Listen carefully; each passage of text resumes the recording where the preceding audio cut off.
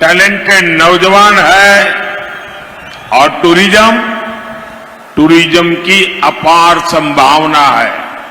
इसलिए आज मोदी आपके पास आशीर्वाद लेने के लिए आया है। मोदी का लक्ष्य है रायलसीमा का डेवलपमेंट नई ऊंचाई पर पहुंचे। मोदी का लक्ष्य है आंध्र प्रदेश का विकास। मोदी लक्ष्यम आंध्र प्रदेश विकासम। సోదరి సోదరులారా, రాయలసీమలో ఎన్నో సమస్యలు ఉన్నాయి. ఆ సమస్యలకి హద్దే లేదు. ఇక్కడ గనులు ఉన్నాయి మరియు ఖనిజాలు ఉన్నాయి. ఇక్కడ భవ్యమైన దివ్యమైన దేవాలయాలు ఉన్నాయి. ఇక్కడ కష్టపడి పనిచేసే రైతులున్నారు, ప్రతిభావంతమైన యువకులు ఉన్నారు. మరి పర్యాటక కేంద్రాలకి అవకాశాలు ఎన్నో ఉన్నాయి. ఈరోజు నేను మీ ముందుకు మీ ఆశీర్వాదం కోసం వచ్చాను. మోడీ లక్ష్యం రాయలసీమని బాగా అభివృద్ధి చేసి కొత్త ఎత్తులకు తీసుకెళ్తాం. మోడీ లక్ష్యం ఆంధ్రప్రదేశ్ అభివృద్ధి.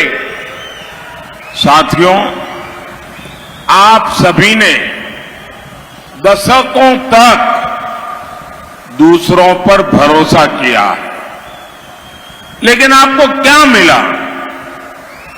यहां डेवलपमेंट नहीं हुआ, यहां सिंचाई की सुविधा नहीं है, यहां इंडस्ट्री नहीं है, यहां किसान परेशान है, यहां नौजवानों को काम के लिए दूसरे शहरों में जाना पड़ता है। आप मुझे बताइए, ये हालात बदलने चाहिए या नहीं? तो आपको क्या करना पड़ेगा? आंध्र प्रदेश में डबल इंजन सरकार, आंध्र प्रदेश లో కూడా డబల్ ఇంజన్ సర్కార్ రావాలి. మిత్రులారా, మీరంతా దశాబ్దాలుగా అనేక మందిని విశ్వాసంలో ఉంచారు. రాయలసీమ ఆంధ్రప్రదేశ్కు అనేక మంది ముఖ్యమంత్రులను ఇచ్చారా లేదా? కానీ మీరు ఏమి పొందారు? ఇక్కడ అభివృద్ధి జరగనే లేదు. ఇక్కడ సాగునీటి సంబంధించిన సౌకర్యమే లేదు. ఇక్కడ పరిశ్రమలు లేవు. ఇక్కడ రైతులు ఆందోళనతో ఉన్నారు. ఇక్కడ ఉద్యోగాల కోసం ఇంకొక నగరాలు వలస వెళ్లాల్సిన పరిస్థితి ఏర్పడింది. మీరు నాకు చెప్పండి, ఈ పరిస్థితి మార్చాలా వద్దా? అయితే మీరేం చేయాలి? ఆంధ్రప్రదేశ్ లో కూడా डबल इंजन सरकार తీసుకురావాలి. साथियों, आंध्र प्रदेश की जनता ने बड़ी उम्मीदों के साथ वाईएसआर कांग्रेस सरकार बनाई थी, लेकिन इन्होंने आपके साथ विश्वासघात किया। वाईएसआर कांग्रेस ने यहां गरीबों का नहीं, माफिया का विकास किया। वाईएसआर कांग्रेस के मंत्री कैसे यहां गुंडागर्दी करते हैं, यहां राउडी राज चलाते हैं, वो सबके सामने है। मैं तो हैरान हूं, जिस सैन माफिया के कारण अन्नामैया डैम टूट गया, 25-30 गांवों को नुकसान हुआ, दर्जनों लोगों की जान गई। ये से माफिया को यहां की सरकार बढ़ावा देती है। मैं ऐसे हर माफिया को कहूंगा, वाईएसआर कांग्रेस गवर्नमेंट जाने का काउंटडाउन शुरू हो चुका है। एनडीए सरकार यहां के हर माफिया का इलाज करेगी, पक्का ट्रीटमेंट करेगी। మిత్రులారా, ఆంధ్రప్రదేశ్ లో అనేక ఆకాంక్షలతో వైఎస్ఆర్ ప్రభుత్వాన్ని మనం ఏర్పాటు చేసుకున్నాం. కానీ వాళ్ళు మనతో విశ్వాసఘాతకం, మోసం చేశారు. వైఎస్ఆర్ కాంగ్రెస్ ఇక్కడ పేదవాళ్ళని కాకుండా మాఫియాని అభివృద్ధి చేశారు. వైఎస్ఆర్ పార్టీ మంత్రులు గుండాయిజం చేస్తున్నారు. ఇక్కడ ఒక రౌడీ రాజ్యాన్ని నిర్మిస్తున్నారు. అది మీరందరూ చూస్తున్నారు. ఇక్కడ ఇసుక మాఫియా కారణంగా అన్నమయ్య డ్యాం కొట్టుకుపోయింది. అది నేను చూసి ఆశ్చర్యపోయాను. 25-30 గ్రామాలు నష్టం చేకూరింది. 12 మంది మరణించారు. ఇలాంటి మాఫియా ఇక్కడ ప్రభుత్వం మద్దతు లభిస్తుంది. నేను ఇలాంటి ప్రతి మాఫియాకి చెప్పదలుచుకున్నాను, మీ యొక్క కౌంట్ డౌన్ మొదలైందని. ఎన్డీఏ ప్రభుత్వం ఇక్కడ ప్రతి మాఫియాకి చికిత్స చేస్తుంది, ఒక్కొక్కరిని పక్కా ట్రీట్మెంట్ చేస్తుందని తెలియజేస్తున్నాను. आप बताइए, आपके जीवन में साफ पानी जरूरी है या नहीं? मोदी घर घर पाइप से पानी पहुंचाना चाहता है, लेकिन यहां की सरकार जल जीवन मिशन में भी ठीक से सहयोग नहीं करती। पोलावरम प्रोजेक्ट के साथ इन्होंने क्या किया, ये आप इतने सालों से देख रहे हैं। इन्होंने रायलसीमा के किसानों को भी इरिगेशन की सुविधाएं नहीं दी। यहां एनडीए सरकार बनेगी तो सिंचाई के प्रोजेक्ट तेजी से पूरे होंगे। మీరు చెప్పండి, మీ జీవితంలో స్వచ్ఛమైన నీళ్లు అవసరమా లేదా? ఇంటింటికి పైప్ లైన్ ద్వారా నీటిని అందించాలని మోడీ కోరుకుంటున్నారు. కానీ ఇక్కడ ప్రభుత్వం జల జీవన్ మిషన్ కి సరైన సహకారం అందించడం లేదు. పోలవరం ప్రాజెక్ట్ కోసం వాళ్ళు ఏమి చేశారో మనందరం ఇన్ని సంవత్సరాల నుంచి చూస్తున్నాం. వీళ్ళు రాయలసీమ రైతాంగానికి సాగునీటి కల్పించడం లేదు. ఇక్కడ ఎన్డీఏ ప్రభుత్వం వస్తే ప్రాజెక్టులన్నీ త్వరితగతిన పూర్తి చేస్తాయని మీ అందరికీ వాగ్దానం చేస్తున్నాను. साथियों, जब स्ट्रांग गवर्नमेंट होती है तो देश भी स्ट्रांग होता है। आज भारत स्ट्रांग है कि नहीं है? यहां से तो बहुत सारे साथी गल्फ के देशों में है। गल्फ के देशों में भारतीयों की आज रिस्पेक्ट बढ़ी है कि नहीं बढ़ी है? वहां किसी भी साथी को प्रॉब्लम होती है तो मोदी सॉल्व करता है। अभी कतर में हमारे साथी फंस गए थे।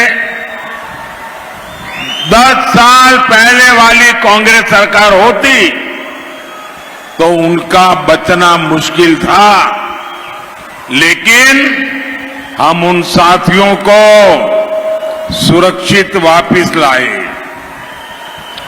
ऐसा क्यों हुआ? क्योंकि आपने एनडीए की मजबूत सरकार बनाई, इसलिए आपका हर वोट एनडीए को मिलना चाहिए। మిత్రులారా, ఎప్పుడైతే ఒక శక్తివంతమైన ప్రభుత్వం ఉంటుందో అప్పుడు దేశం శక్తివంతంగా మారుతుంది. ఈరోజు భారతదేశం శక్తివంతంగా బలంగా ఉందా లేదా? ఇక్కడి నుంచి అనేక మంది మిత్రులు మిడిల్ ఈస్ట్, గల్ఫ్ లో ఉన్నారు. గల్ఫ్ లో నివసిస్తున్న భారతీయులకు ఇప్పుడు గౌరవం పెరిగిందా లేదా? అక్కడ మన మిత్రులు ఎటువంటి సమస్యలు వచ్చినా వెంటనే మోడీ ఆ వాటిని పరిష్కరిస్తారు. ఈ మధ్య ఖతార్లో మన సోదరులు చిక్కుకున్నారు. ఒకవేళ 10 సంవత్సరాల క్రితం కాంగ్రెస్ ప్రభుత్వం ఇప్పుడు ఉంటే వాళ్లను రక్షించడం చాలా కష్టమయ్యేది. కానీ నేను మన సోదరుల్ని సురక్షితంగా వెనక్కి తీసుకురాగలిగాను. ఇది ఎందుకు జరిగింది? ఎందుకంటే ఎన్డీఏ ఒక దృఢమైన శక్తివంతమైన ప్రభుత్వాన్ని తయారు చేసింది. అందుకే మీ ప్రతి ఓటు ఎన్డీఏకే వెయ్యాలి. साथियों, मोदी नेशन बिल्डिंग के मिशन पर निकला है। देश को आगे बढ़ाने के लिए दिन रात मेहनत कर रहा है, लेकिन कांग्रेस देश को रिवर्स गियर में ले जाना चाहती है। कांग्रेस लगातार धमकी दे रही है कि जो बड़े काम पिछले 10 साल में हुए हैं वो उन्हें रद्द कर देगी। कांग्रेस कहती है आर्टिकल 370 को वो वापस लाएंगे फिर से। कांग्रेस कहती है सीएए के कानून को रद्द कर देंगे। कांग्रेस कहती है गरीबों को जो फ्री राशन मिलता है वो योजना बंद कर देंगे। कांग्रेस कहती है देश के गरीबों को फ्री मेडिकल ट्रीटमेंट जो मिलता है वो योजना भी बंद कर देंगे। कांग्रेस कहती है राम मंदिर पर सुप्रीम कोर्ट का फैसला भी पलट देंगे, राम मंदिर पर ताला लगा देंगे। क्या आपको ये सब मंजूर है क्या? మిత్రులారా, మోడీ దేశ నిర్మాణం అనే లక్ష్యంతో బయలుదేరాడు. దేశానికి తీసుకెళ్లడం కోసం పగలు రాత్రి కష్టపడి పనిచేస్తున్నాడు. కానీ కాంగ్రెస్ దేశాన్ని రివర్స్ గేర్ లో వెనక్కి తీసుకెళ్లాలనే ప్రయత్నం చేస్తుంది. కాంగ్రెస్ నిరంతరం బెదిరిస్తుంది. ఏవైతే పెద్ద పెద్ద పనులు గత 10 సంవత్సరాలు బట్టి మేము చేశామో వాటినన్నింటినీ రద్దు చేస్తామని అంటున్నారు. కాంగ్రెస్ చెబుతుంది 370 అధికరణని తిరిగి తీసుకొస్తామని, సిఏఏ రద్దు చేస్తామని కాంగ్రెస్ చెబుతుంది. ఉచిత రేషన్ పథకాన్ని కాంగ్రెస్ నిలుపుదల చేస్తానని చెప్తుంది. చివరికి కాంగ్రెస్ ఉచిత వైద్య పథకాన్ని కూడా నిలిపివేస్తానని చెప్తుంది. కాంగ్రెస్ రామ మందిరంపై సుప్రీంకోర్టు ఇచ్చిన తీర్పును కూడా వెనక్కి నెట్టేస్తానంటుంది.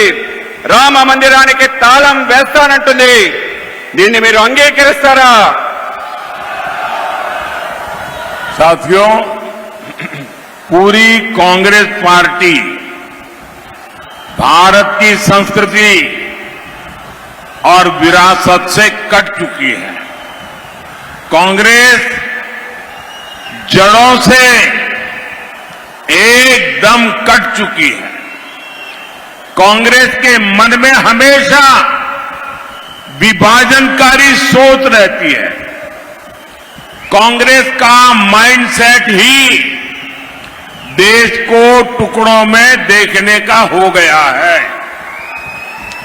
और इसलिए ही कांग्रेस के नेता कभी भारत को एक राष्ट्र मानने से इनकार करते हैं तो कभी देश को बांटने की बात करते हैं। आज कांग्रेस के एक और बड़े नेता ने फिर कांग्रेस की विभाजनकारी सोच का प्रदर्शन किया। गांधी परिवार के बेहद करीबी और शहजादे के सबसे बड़े सलाहकार ने जो कहा है वो शर्मनाक है। कांग्रेस को लगता है कि जो लोग नॉर्थ ईस्ट के लोग हैं वो चाइनीज की तरह लगते हैं। क्या ऐसी बातें देश स्वीकार कर सकता है क्या? कांग्रेस को लगता है कि साउथ इंडिया के लोग अफ्रीकन जैसे दिखते हैं। मैं जरा सीतारमैया जी से पूछना चाहता हूं, क्या कर्नाटका के लोगों पर आरोप आप स्वीकार करेंगे क्या? मैं तेलंगाना के कांग्रेस के मुख्यमंत्री को पूछना चाहता हूं, क्या वे के आरोप को स्वीकार करेंगे क्या? मैं तमिलनाडु के मुख्यमंत्री को पूछना चाहता हूं, जो तमिल संस्कृति की बात करते हैं, इतना बड़ा गंभीर आरोप लगाया है, क्या तमिलनाडु डीएम के कांग्रेस के साथ अपना नाता तोड़ने की घोषणा करेंगे क्या? तमिल स्वाभिमान के लिए, तमिल लोगों के लिए क्या वो हिम्मत है क्या उनमें? कांग्रेस को लगता है कि पश्चिमी भारत के लोग अरब के लोगों जैसे दिखते हैं, मैं जरा बाला साहब ठाकरे के नकली शिवसेना के जो उनके संतान है, जरा बाला साहब जी को याद करो। मैं इन नकली संतानों को पूछना चाहता हूं, मैं जरा उनके मेंटर बुजुर्ग नेता से भी पूछना चाहता हूं। इन्होंने कहा है कि पश्चिम भारत के लोग अरब नस्ल के अरबी लगते हैं। क्या महाराष्ट्र के लोगों को ये भाषा मंजूर है क्या? कांग्रेस को लगता है कि उत्तर भारत के लोग गोरों जैसे दिखते हैं। क्या आपको ये बात स्वीकार कर सकते हैं क्या? सत्ता के लिए देश का बंटवारा कराने वाली कांग्रेस अब भारतीयों पर नस्लवादी टिप्पणी करने पर उतर आई है। क्या हो गया है कांग्रेस पार्टी को? और ये बात जरा जो उनकी इकोसिस्टम है वो भी समझ लें कि आप इनका बचाव करने की कोशिश मत करो, क्योंकि जो शहजादे के फिलोसोफर एंड गाइड ने अमेरिका में बोला, उसके 4 दिन पहले खुद शहजादे ने युवकों के बीच में कहा कि अमेरिका में इस रंग के लोग पेपर सेट करते हैं तो इस रंग के लोग परीक्षा में नापास होते हैं, इस रंग के लोग पेपर सेट करें तो सब पास होंगे। हिंदुस्तान पर भी उन्होंने वही टिप्पणी की थी जिसका विस्तार शाहजादे के गुरु ने किया है। ये दोनों की बातें मिली हुई बातें हैं, सोच समझ करके बोली हुई बातें हैं। और मैं पूरी कांग्रेस पार्टी पर, शहजादे पर, इस शाही परिवार पर गंभीर आरोप लगाता हूं। अरे मुद्दे नहीं है तो कम से कम हम भारतीयों का मखौल मत उड़ाओ। तीसरे फेज में घुटने टेकने की बौखलाहट में ये लोग कुछ भी कहे जा रहे हैं, लेकिन देश कांग्रेस की एक एक विभाजनकारी बात को सुन रहा है, समझ रहा है। क्या आप ऐसी सोच वाली कांग्रेस को, देशवासियों के भी मैं कहना चाहता हूं, सिर्फ मैं आंध्र में नहीं कह रहा हूं, मैं देश के जहां जहां चुनाव बाकी है सभी देशवासियों को कहना चाहता हूं, ऐसा गुनाह करने वाली कांग्रेस को बख्शा नहीं जाना चाहिए, उनको सजा होनी चाहिए। కాంగ్రెస్ ఈ దేశం యొక్క వారసత్వాన్ని తొలగించాలని చెప్పి, ఈ దేశాన్ని ముక్కలు ముక్కలు చేయాలని చెప్పి ఒక ఆలోచన చేస్తుంది. కాంగ్రెస్ ఈ దేశం యొక్క విభజనకి మూలాలని తీసివేయాలి, తొలగించాలనే ప్రయత్నం చేస్తుంది. ఇవాళ కాంగ్రెస్ భారతదేశం ఒక జాతి కాదు, విభిన్న జాతుల సమూహం అని చెప్పి చెప్తుంది. కాంగ్రెస్ ఈ దేశ విభజనకి కారణమైంది. ఇవాళ కాంగ్రెస్ కుటుంబంలో అతి దగ్గరగా ఉండే వ్యక్తి, ఈ విధంగా గాంధీ పరివారానికి దగ్గరగా ఉండే వ్యక్తి మాట్లాడుతున్న మాటలు మనం చూస్తే మనందరం కూడా సిగ్గుపడాలి. ఈరోజు భారతదేశం మొత్తం కూడా దక్షిణాది రాష్ట్రాలు ఉత్తరాది రాష్ట్రాలుగా విభజన చేయాలని చెప్పి మాట్లాడుతున్నారు. ఇవాళ దక్షిణాది రాష్ట్రాలు విభజించి అవి వేరు అని చెప్పి మాట్లాడుతున్నారు. ఇవాళ మనం కర్ణాటక సంబంధించిన వ్యక్తులు మేము వేరే రాష్ట్రం అంటే ఒప్పుకుంటారా? ఇవాళ తమిళనాడు సంబంధించిన వాళ్ళు తమిళ సంస్కృతిని పొగిడే ముఖ్యమంత్రి మేము వేరే దేశం అంటే ఒప్పుకుంటారా?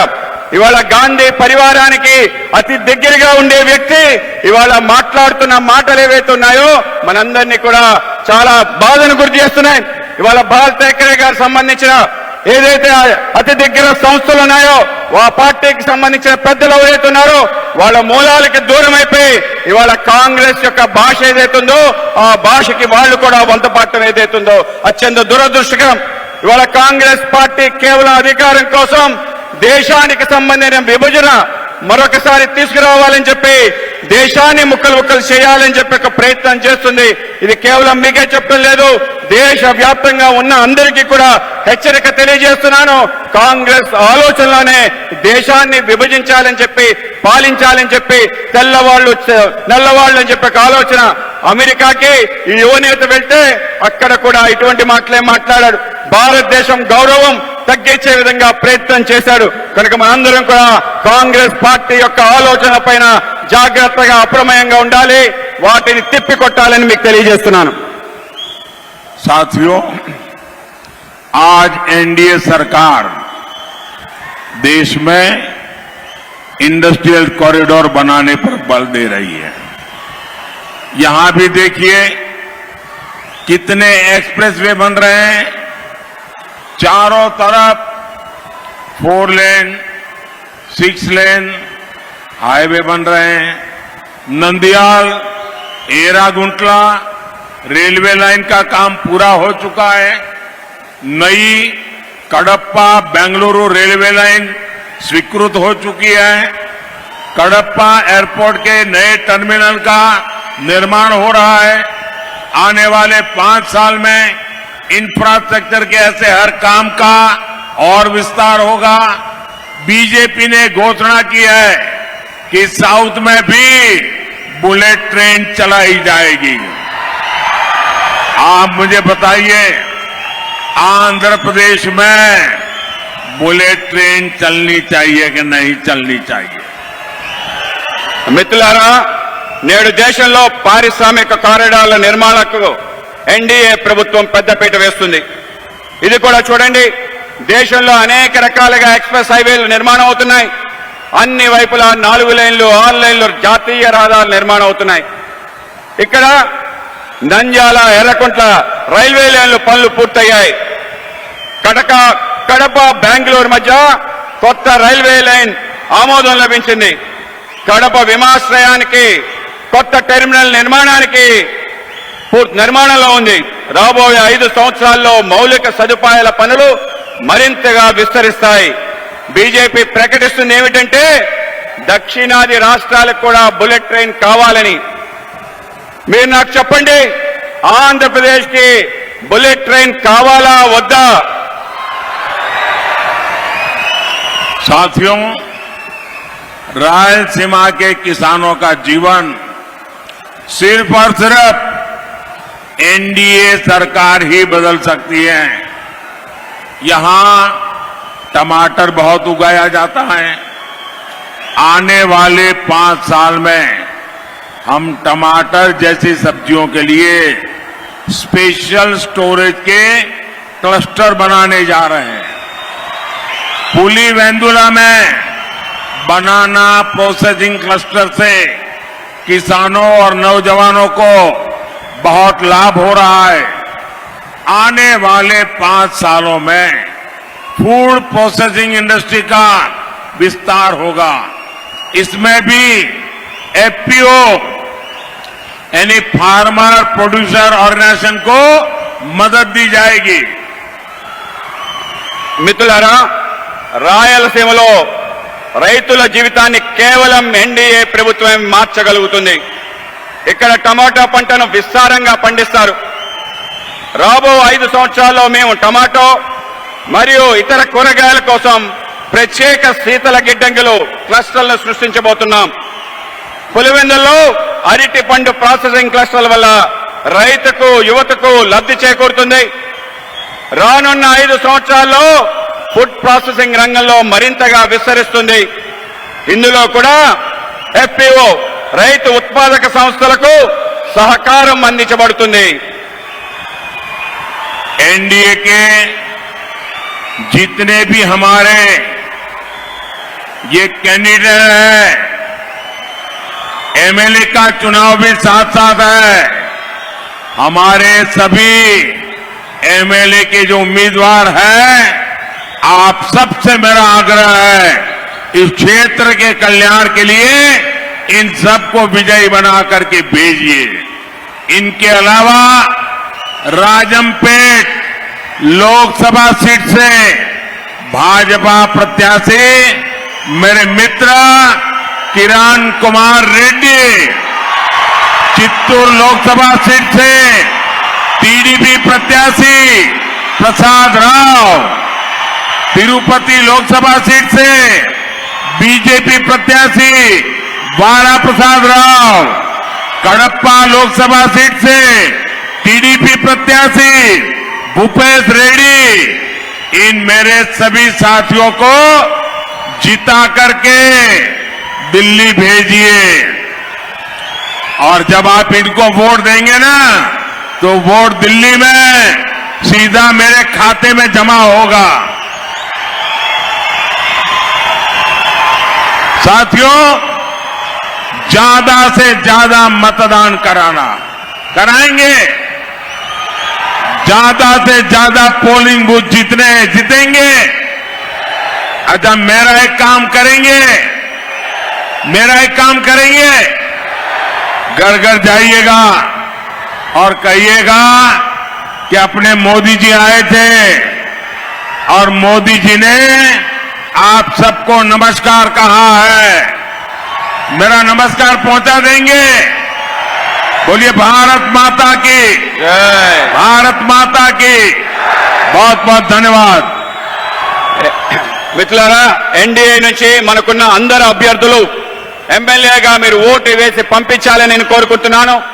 వీరితో పాటు రాజంపేట లోక్సభ స్థానానికి బీజేపీ అభ్యర్థిగా నా మిత్రుడు కిరణ్ కుమార్ రెడ్డి గారిని మీరు ఓటు వేయాలి.